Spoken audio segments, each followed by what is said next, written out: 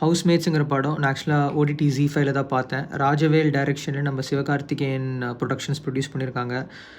First வந்து இந்த மாதிரி ஒரு படத்தை ப்ரொடியூஸ் பண்ணதுக்கு அப்ரிஷியேட் பண்ணலாம்.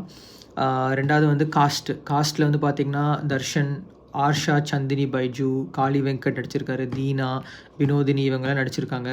ஃபஸ்ட்டு இவங்க எல்லாருக்குமே வந்து ஒரு அப்ரிசியேஷன். ஏன்னா வந்து எல்லாருமே வந்து சூப்பராக நடிச்சிருந்தாங்க.